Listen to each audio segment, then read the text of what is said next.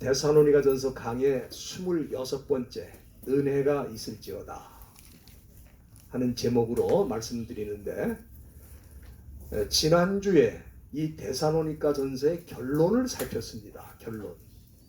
결론이 뭐냐 하면은 하나님의 백성들은 구원받은 자로서 이 세상에서 어떻게 살 것인가, 그게 결론입니다. 우리가 요한복음 5장 24절에 보면은 예수님께서 말씀하시기를 내 말을 듣고 또 나 보내신 이를 믿는 자는 영생을 얻었고 그랬어요. 그러니까 영생을 얻을 것이라가 아니고 영생을 얻어버렸다 이 말이에요. 심판에 이르지 아니하나니 사망에서 생명으로 옮겼다. 그러니까 우리는 사실은 이미 구원을 받은 사람입니다. 그리고 구원받은 자라면 이 세상에서 어떻게 살 것인가, 거기에 대해서 사도 바울은 거룩한 삶을 살아야 된다, 그렇게 말씀하신 것입니다. 그래서 우리가 이 거룩하게 산다는 것은 수도사가 돼가지고 일생 동안 수도원에서 사는 것을 의미하는 거 아니고, 또 아무도 안 만나고 아무 일도 안 하고 24시간 교회에서 사는 것도 아닙니다. 이 거룩하다고 하는 것은 하기아조라고 하는 헬라 말인데, 이거는 separate, 그러니까 구분이 된다 그런 뜻입니다. 구분이 되다, 분리가 되다 그런 뜻이에요. 우리가 세상에 살지만 세상의 사고방식, 세상에서 추구하는 것과는 점점 멀어지고 이제는 하나님을 기쁘시게 하는 삶으로 나가야 된다. 그래서 우리가 이 거룩이라는 것은 한마디로 요약하면 뭡니까? 하나님을 기쁘시게 하는 것이 거룩입니다. 하나님을 기쁘시게 한다. 여러분들, 이 세상 사람들은 다 목표가 뭡니까? 자기를 기쁘게 하고 자기를 만족시키는 게 생의 목표예요. 네? 생의 목표야. 그래서 우리가 이 세상 사람들과는 조금 다르게 우리는 하나님을 기쁘시게 하며 산다 이 말이에요. 여러분들, 로마 시대에 크리스천들이 핍박을 당했던 이유가 뭡니까? 이유는 단 한 가지예요. 그건 뭐냐면은 하나님만 섬기고 하나님만 기쁘시게 하겠다 이거예요. 당시 로마 제국의 시민들이 다 황제를 숭배하고 또 우상을 숭배하고 다 그러고 살았잖아요. 그런데 예수를 믿는 사람들만 황제 숭배를 거부하고 우상을 거부하고 살았어요. 왜? 하나님만 기쁘시게 하려고 했다 이 말이에요. 하나님만 기쁘시게 하려고.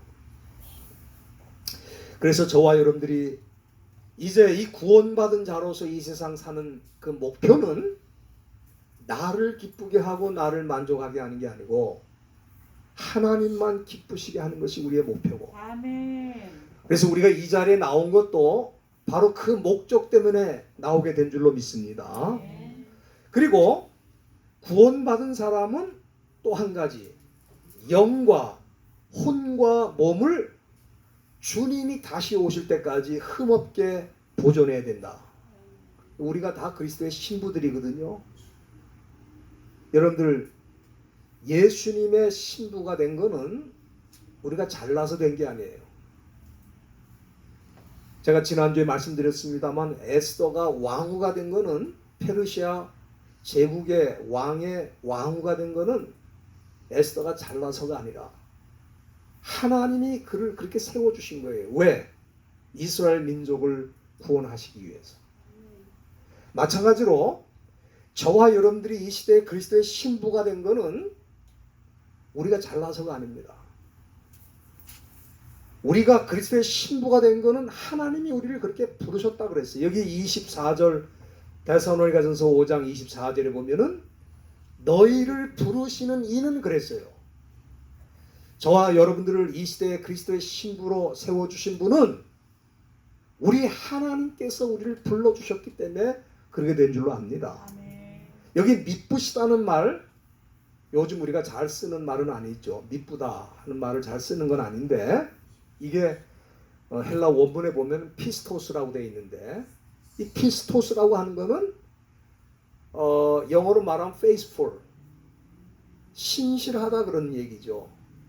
뭐 충성스럽다는 뜻도 되지만 신실하다 또는 reliable, 믿음이 간다 그런 뜻입니다. 믿음직하다. 그러니까 우리가 믿는 하나님은 어떤 분이냐? 우리가 의지하고 또 우리 마음을 다 거기다 쏟고 가도 괜찮다. 왜? 우리 하나님은 그런 분이에요. 그런 분이 우리를 부르셨기 때문에 여기 이 말씀 24절에 보면은 그가 또한 이루시리라 그랬어요. 여기 이루신다고 하는 것은 영과 혼과 몸을 흠없게 보존해 주는 일을 하시겠다 그런 뜻입니다. 구원의 완성이죠. 그렇기 때문에 저희들은 참 감사한 겁니다. 왜냐하면은 이 세상 종교라는 게 다 뭐냐 하면은 한마디로 말하면 자기가 노력해서 구원을 만든 거예요. 선한 일을 하든지 종교적인 사업을 많이 하든지 뭐 나름대로 덕을 쌓든지 뭐 해서 자기 스스로 한번 구원해 보겠다는 게 세상 종교입니다. 근데 그게 가능하냐 이 말이에요. 세상에서 자기가 자기 자신을 믿을 만한 사람이 누가 있겠어요? 하루에도 몇 번씩 변하는 존재가 인간인데 그런 자신을 믿고 구원을 받겠다. 그거는 구원하고 거리가 멀어진다는 뜻입니다. 그게. 저는 이 세상 종교라고 하는 거는 믿으면 믿을수록 구원하고 멀어지는 거예요. 그러나 우리의 구원이라고 하는 거는 하나님이 시작하셨고 하나님이 마치신다 이 말이에요. 근데 그 하나님은 믿으시다는 거예요. faithful, reliable, 신실하시고 또 우리가 의지할 만하다 이 말이에요. 그렇기 때문에 여기 우리를 흠과 또 티가 없이 보존하신다는 것은 우리 하나님께서 뭐라고 말씀하시는 거냐 하면은 나만 믿고 가라 그 말이에요. 나만 믿고 가라. 그래서 사실 이 데살로니가 교회 성도들은 제가 여러 차례 말씀드렸지만 아주 어린 신앙인들입니다. 이제 믿은 지 얼마가 안 되는 사람들이에요. 그런데 환난과 핍박 속에 살고 있어요. 그들이 자기 스스로 노력해서 구원을 얻을 수 있다고 우리는 생각할 수 없어요. 그 어린 신앙인들에게 이 데살로니가 전서의 결론으로 주신 말씀은 너희들을 구원의 세계로 불러주신 분은 하나님이고 그 구원을 완성하실 분도 하나님이시기 때문에 그 하나님을 믿고 끝까지 전진하라. 그게 결론입니다. 오늘 이제 이 데살로니가 전서 강의를 거의 8개월 만에 마치게 되는데 사실 이 빨리 하면은 한 달 만에도 다 끝낼 수 있어요. 그런데 저는 이 말씀 속에 한 문장 한 단어도 놓치고 싶지가 않더라고요. 그래서 어떤 때는 본문이 한 절, 아주 두 단어로 된 한 절일 때도 있었어요. 그 속에 하나님의 깊은 뜻이 있다 이 말이에요.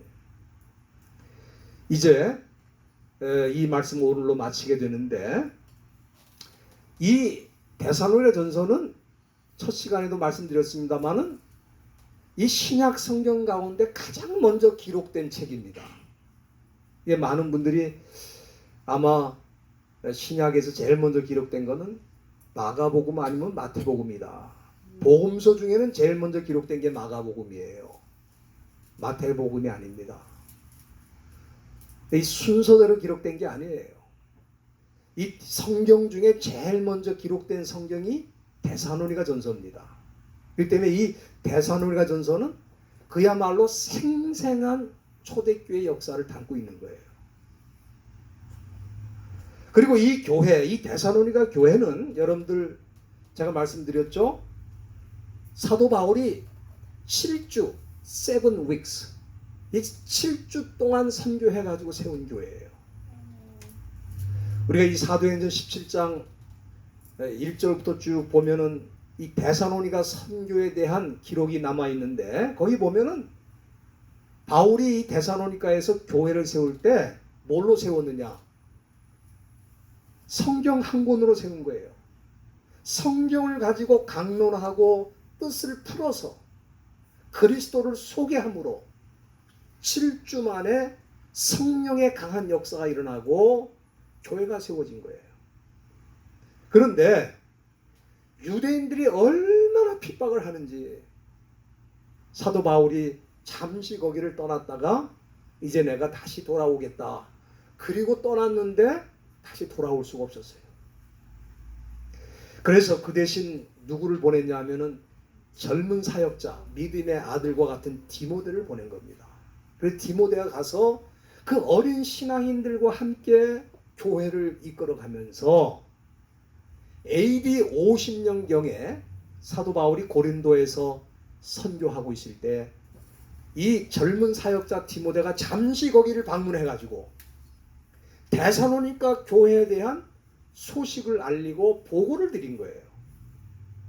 그런데 그 보고 내용을 보니까 데살로니가 전서 3장 6절에 보면은 디모데가 와서 보고하는데 그 내용이 뭐냐면은 데살로니가 교회 성도들이 믿음과 사랑으로 승리하면서 살고 있다고 하는 기쁜 소식을 전해준 거예요. 이게 바울이 얼마나 위로를 받았습니까? 자기가 7주 만에 그 현장을 떠날 때 다시 돌아갈 걸로 생각했는데 가지 못하고 그 어린 신앙인들이 그 극심한 박해와 고난 속에서 신앙을 지키면서 믿음과 사랑으로 살고 있다고 하는 이 소식을 듣고 너무 큰 위로가 된 거예요. 바울이 위로가 됐어요.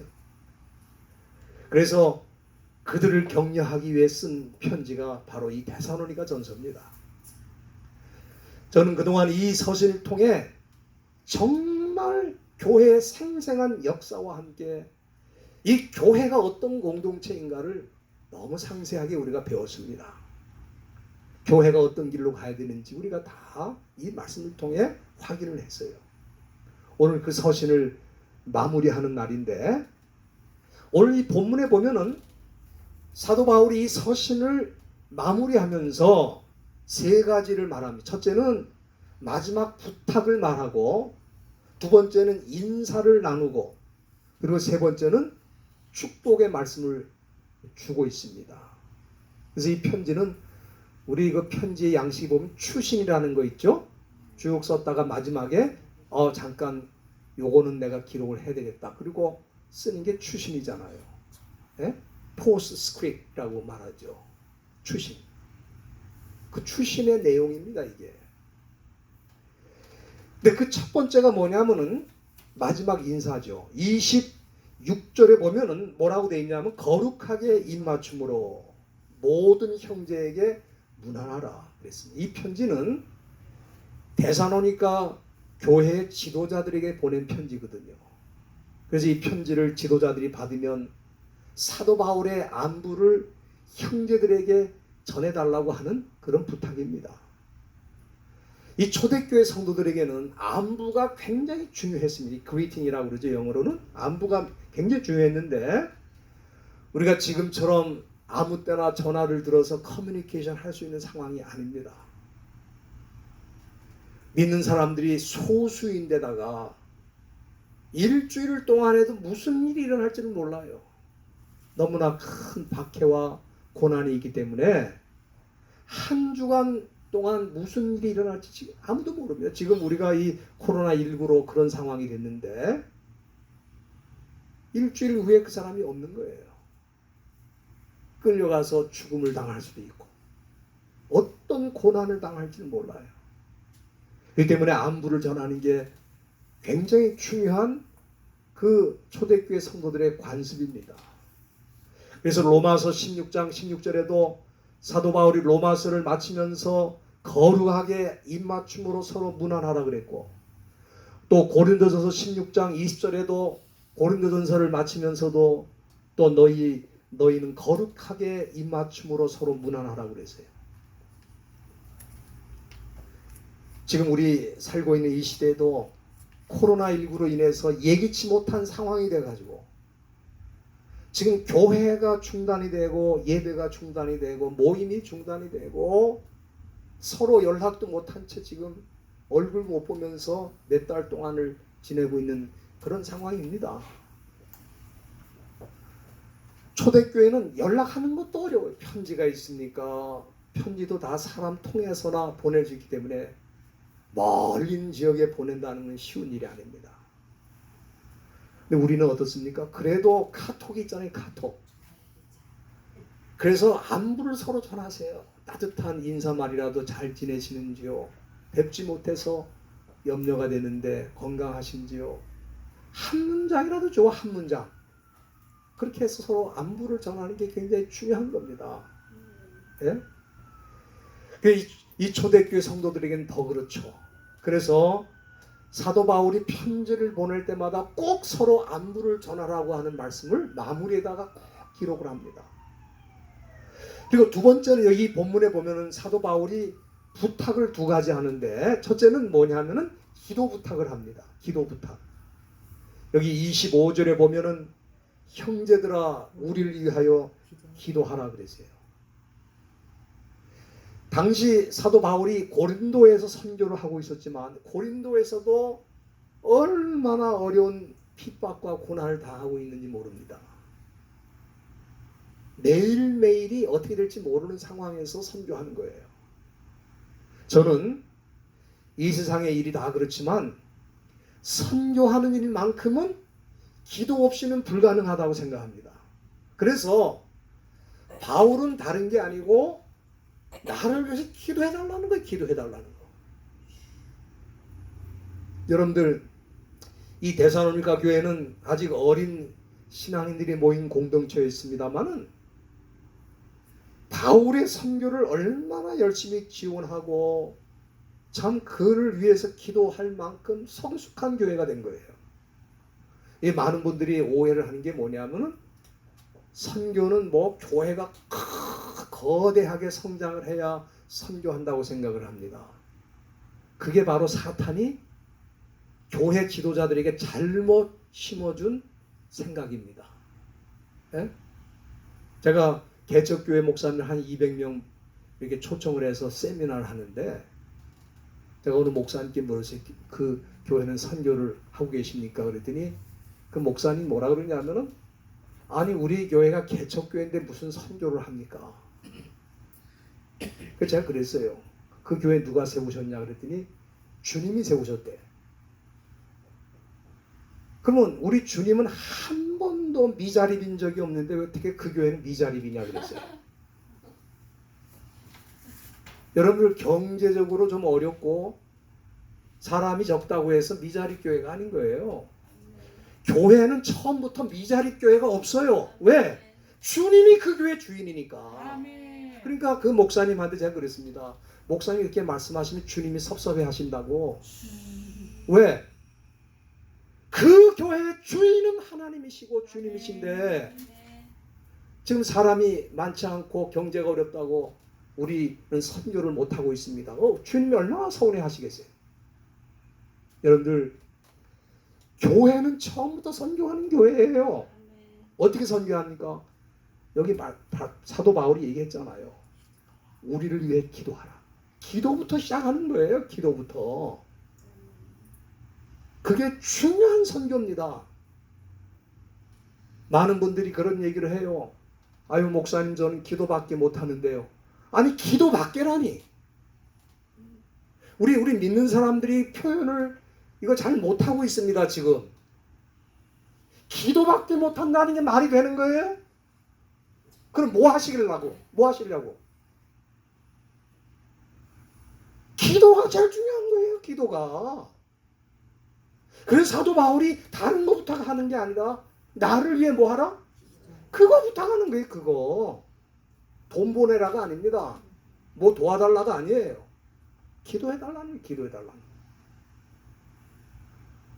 오늘 우리 믿는 성도들이 세상과 다르게 살아야 되잖아. 세상 사람들은 다 돈으로 해결하잖아요. 돈으로. 돈 하잖아. 돈을 하다가 다 돌아버리고 있어요 지금. 그게 세상 사람들인데 우리도 돈 하고 있으면 어떡합니까? 우리는 기도하는 거예요. 하나님이 모든 것의 주인이시고 모든 만물을 다스리시기 때문에 기도가 제일 중요한 거예요. 그래서 사도 바울이 기도해달라 그 부탁을 하는 겁니다. 두 번째 부탁은 여기 27절에 보면은 내가 주를 힘입어 너희를 명하노니 모든 형제에게 이 편지를 읽어 들리라. 이거 굉장히 중요한 부탁입니다. 여기 명한다고 하는 말이 나오는데 올키조라고 돼 있어요.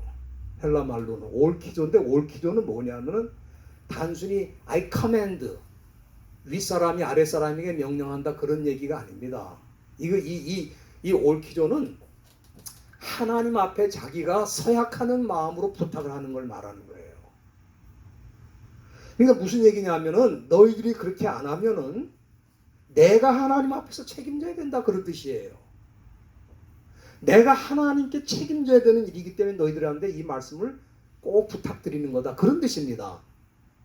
그러니까 우리가 성경을 그냥 읽어가면은 무슨 얘기인지 잘 몰라요. 여기 명한다고 그러니까 명령하는가 그런 게 아니고 내가 지금 너희들한테 부탁하는 그거를 너희들이 행하지 않으면 그 책임은 내가 하나님 앞에 져야 된다. 왜? 내가 하나님 앞에 서약하는 마음을 너희에게 부탁하는 거니까. 그런 뜻입니다. 그리고 여기 그냥 부탁하는 게 아니라 주를 힘입어 그랬어요. 우리 성경에는 주를 힘입어라는 말이 들어가 있는데 원문에는 힘입어라는 말이 없어요. 단지 주님에 의해서 그런 얘기입니다. 주님에 의해서 내가 너희들한테 부탁한다. 이 말은 주님의 권위를 가지고 내가 너희들한테 부탁하는 거다. 그런 뜻입니다. 얼마나 중요한 부탁을 하고 있는지 여러분들이 이해가 되시죠? 그렇죠? 그만큼 이 서신이 중요한 거예요. 왜 그러냐면은 여러분들 당신은 지금처럼 이렇게 성경을 사람들마다 가지고 있는 시대가 아닙니다. 여러분들 그 당시에 성경이라고 할 때 그 성경은 뭘 말하는 거예요? 구약 성경을 말하는 거예요. 근데 그 구약 성경도 아무나 가지고 있는 게 아닙니다. 다 사본 일일이 손으로 써가지고 만든 책이기 때문에 양피지에다가 그거 파피러스에다가 또 쓸 때도 있는데 그렇기 때문에 그 아무나 갖고 있는 거 아니에요. 구약 성경도. 그리고 지금 사도 바울이 이 편지를 쓸 때에 신약 성경이 있었어요? 없었어요? 이게 지금 처음이라 이 말이에요. 이 데살로니가 전서가 처음 기록된 성경이야. 그러니까 지금 이 사도 바울이 이 데살로니가 전서를 쓰기 전까지는 초대교회 성도들은 우리처럼 성경을 가지고 신앙생활하는 게 아니고 자기의 경험으로 또 자기의 확신으로 신앙생활한 겁니다. 그러니까 문제가 많죠. 데살로니가 교회 안에도 무슨 문제가 있었냐면 이제 예수님이 다시 오시는 건 분명한데 서로가 그 날짜에 대해서 얘기를 하는 거예요. 이날 온다 저날 온다. 왜? 핍박이 심하니까. 그렇지 않겠어요? 너무 핍박이 많으니까 주님이 빨리 오셨으면 좋겠잖아요. 근데 사람들마다 다 자기가 기도하다가 경험하고 확신하는 걸 가지고 얘기를 하는 거야. 언제 온다고. 그래서 사도 바울이 이 편지를 쓰면서 뭐라 그랬습니까? 사도 바울이 분명히 얘기했잖아요. 그 5장 1절에 보면은 형제들아 때와 시기에 관하여는 너희에게 쓸 것이 없다. 왜? 주의 날이 언제 올지 모르니까. 그러니까 지금 이제 데살로니가 교인들이 이 서신, 이 데살로니가 전서를 받은 거 아니에요. 처음으로. 근데 이제는 더 이상 날짜를 얘기할 수가 없는 거예요. 왜? 사도 바울도 때와 시기는 알지 못한다고 그러는데 내가 어느 날이라 그러면 벌써 그 문제가 있는 거잖아요. 그러니까 이 성경이 그렇게 중요한 거예요. 이 기록된 성경이라는 거는 너무너무 중요한 거예요. 왜냐하면 이 기록된 성경이 없을 때는 다 자기 주관으로 자기 경험으로 신앙생활을 한다 이 말이에요. 근데 오늘날 이 시대는 성경을 손에 들고도 성경은 덮어놓고 자기 주관과 자기 경험으로 자기 소견이 옳은 대로 신앙생활하고 있으니까 성경이 없는 시대를 사는 거하고 똑같은 거예요. 여러분들 여기 아주 중요한 표현이 나와 있습니다. 이 편지를 읽어 들리라. 여러분들 읽으라는 말은 많이 들었어도 읽어 들리라는 말 들어봤어요? 어때요? 여러분들 읽어 들리라는 말 들어보셨어요? 그냥 읽어주세요 하는 말은 있어도 읽어 들리라는 말은 없잖아요. 그렇지 않습니까? 근데 이 읽어 들리라는 말은 이게 헬라 말로 아나기스코인데 아나기스코라는 거는 뭐냐면은 그냥 읽어주는 게 아닙니다. 이거는 뭐냐면은 이해가 될 때까지 읽어주라는 거예요.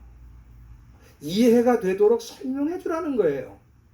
그게 그러니까 우리나라 말로는 어떻게 번역할 수가 없으니까 뭐라 그런 거예요? 읽어 들리라는 말로 번역한 거예요. 흔히 쓰자. 왜냐하면 읽어라 하는 말로는 이게 다 해결이 안 되니까.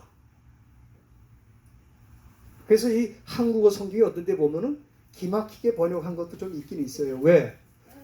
지금 이 영어 성경 그냥 simply read it. 읽어주라는 건데 우리는 읽어 들리라고 그러잖아요.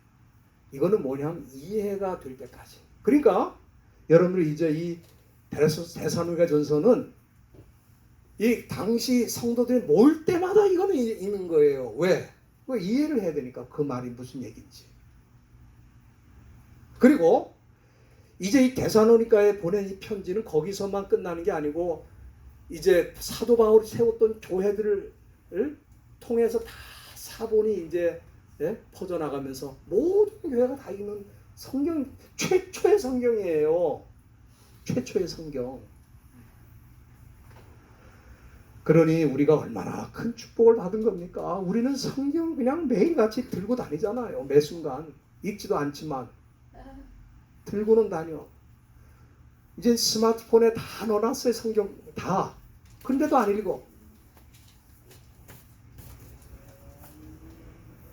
여러분들 이제는 자기의 경험보다 자기의 생각보다 더 중요한 게 성경인. 이 데살로니가 교회도 자기 경험의 시대로부터 성경의 시대로 들어오는 거예요. 성경의 시대로. 우리가 종교 개혁이 왜 중요하냐면은 종교 개혁 이전에는 성도들이 성경이 있어도 성경을 구경한 적이 없어. 왜? 자기네 나라 말로 번역된 게 없고 거의 헬라어 아니면 라틴어로 기록되어 있기 때문에 헬라어나 라틴어를 모르는 사람 성경을 읽을 수가 없는 거예요. 그런데 문제가 뭐냐면 신부들도 성경을 잘 몰라. 왜? 성경을 구경한 적도 없어 신부도. 그러니 무슨 말을 하겠어. 자기 생각을 다 말하는 거야. 하나님의 이름으로. 그러다 보니까 중세가 암흑시대가 된 거예요. 오늘 저와 여러분들 얼마나 감사한지 모릅니다. 그렇기 때문에 사도 바울이 특별히 부탁하는데 이 부탁하는데 그냥 부탁하는 게 아니라 주를 힘입어 너희를 명하노니 그런 거예요. 이게 사도 바울이 그 데살로니가 지도자들에게 준 부탁입니다. 그리고 마지막으로 여기 말씀에 보면은 사도 바울이 그 교회 성도들을 향해 축복을 합니다. 뭐라고 축복합니까? 우리 주 예수 그리스도의 은혜가 너희에게 있을지어다 그랬어요. 여러분들이 그 데살로니가 전서 1장 1절도 한번 보시기 바랍니다. 1장 1절도 보면은 거기 끝부분에 이렇게 되어 있습니다. 네? 은혜와 평강이 너에게 있을지어다. 그러니까 지금 1장 1절이 은혜가 있을지어다라고 썼는데 이제 마지막 장 마지막 절 28절에도 은혜가 너에게 있을지어다 그랬어요. 이 얘기는 뭡니까? 우리 믿는 성도들은 은혜로 시작해서 은혜로 마친다 그 말입니다. 은혜로 시작해서 은혜로 마치는 거예요. 하나님의 은혜로 우리가 믿는 사람들이 됐잖아요. 여기 계신 분들 가운데 나는 내가 노력해서 믿는 사람이 되었습니다. 나는 내가 어떻게 열심을 내다보니까 믿는 사람이 되었습니다. 나는 부모님이 예수를 믿으니까 나도 믿는 사람이 되었습니다. 그런 말 쓰지 마세요. 그런 사람 아무도 없습니다. 여기 한 분도 빠짐없이 이곳에 있는 분들은 다 주님의 은혜로 믿는 사람들이 된 겁니다.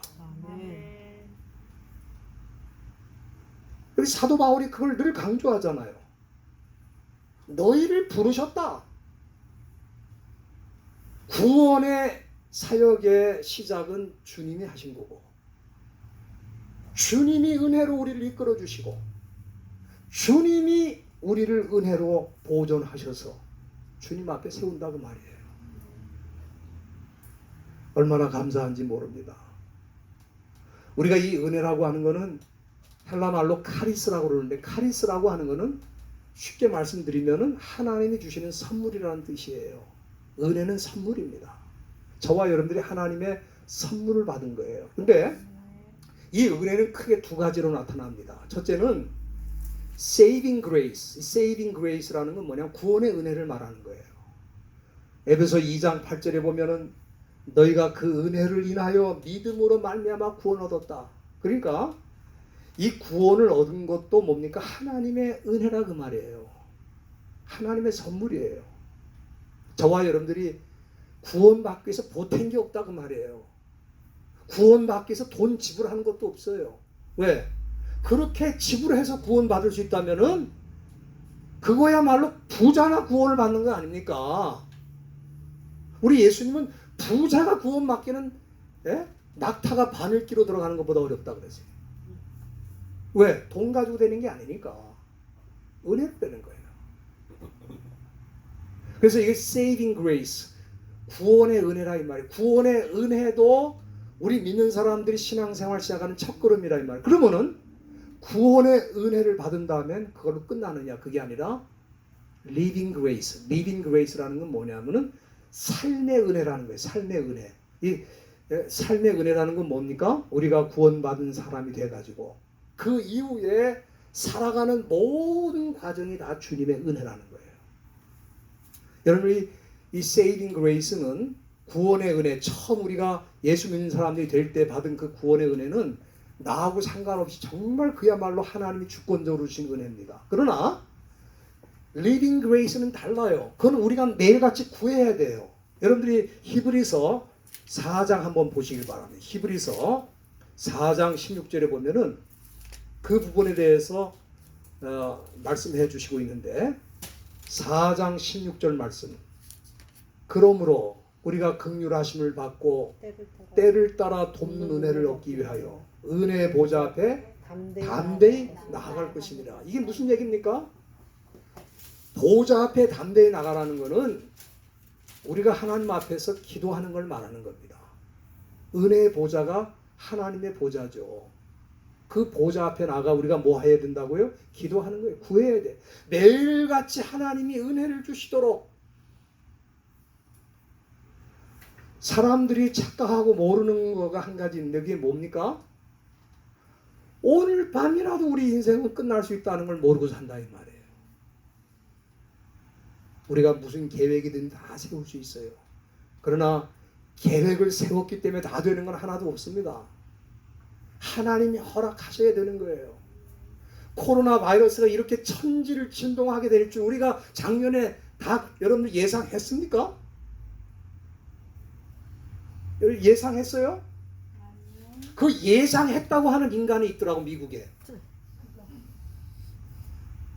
그게 빌 게이트야. 지금 이 사람은 이미 예상해놓고 약을 만들고 있었다는 거야 자기가. 그걸 어떻게 알았냐고 그 사람이. 이게 보통 심각한 문제가 아닙니다. 그렇기 때문에 오늘 우리가 이 세상 사는 동안에 어떻게 될지는 아무도 모르는 거야.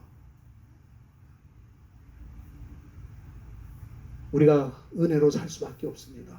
저는 지금 우리가 살고 있는 이 시대는 영적으로 매우 위험하고 험한 시대입니다. 신앙을 지키기가 점점 어려워져요. 왜? 너무나 세상의 물결이 교회 안에도 믿는 사람들 마음에도 들어오기 때문에 이 미혹의 물결, 유혹의 물결, 이 거짓과 그리고 잘못된 사상의 물결이 사람들 속으로 막 들어오기 때문에 우리가 은혜로 산다는 게 참 어려운 그런 시대에 살고 있지만 그래도 저와 여러분들은 은혜로 사는 줄로 믿습니다. 그렇기 때문에 사도 바울이 데살로니가 교인들에게 다른 것 기도하지 않고 너에게 은혜가 있기를, 주 예수님의 은혜가 있기를 기도하면서 이 서신을 마무리한 겁니다. 저와 여러분들이 그런 은혜를 받으시고 승리하시기를 축원드립니다. 기도하시겠습니다. 하나님 아버지,